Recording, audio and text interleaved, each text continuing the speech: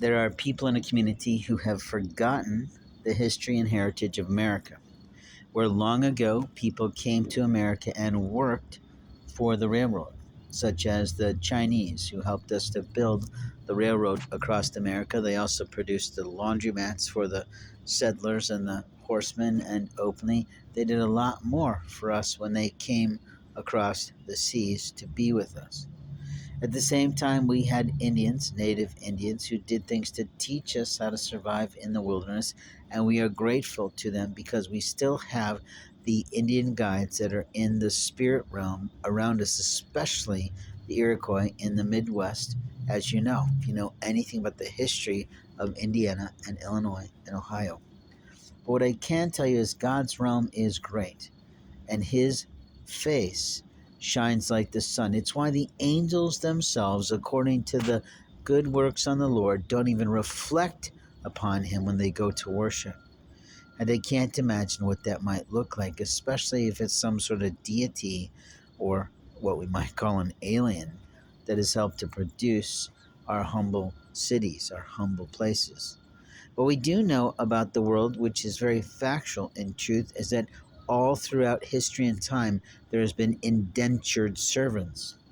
Indentured servants are people that are paid to work for a family. So in England, if you're someone who loves PBS and classic literature or masterpiece theater or even Downton Abbey, you are familiar with the fact that there were whites working from the lower class for the upper class and wealthy.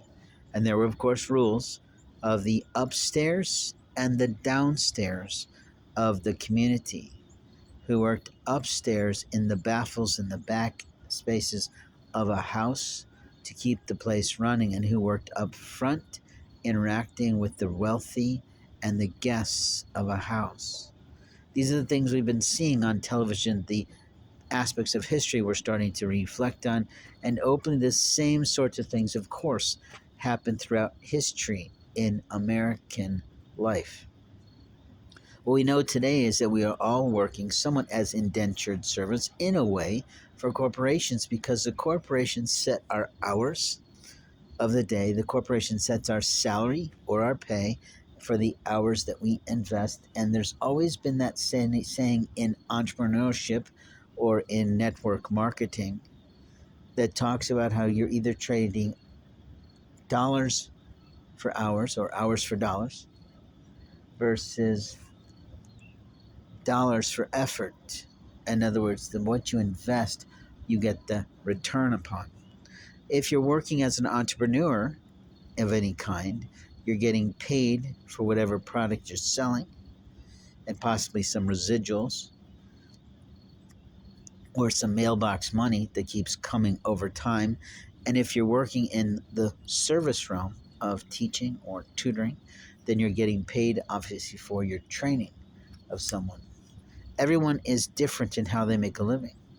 Whether you make the hourly wage, it adds up over the weekly time and get a paycheck every 2 weeks, like many companies give out across America in America Inc., or whether you're a person who's an entrepreneur like me who makes money by the month in advance or on projects where people secure the time on what might be called a master schedule so that you have the lifeline and the defined time that you need.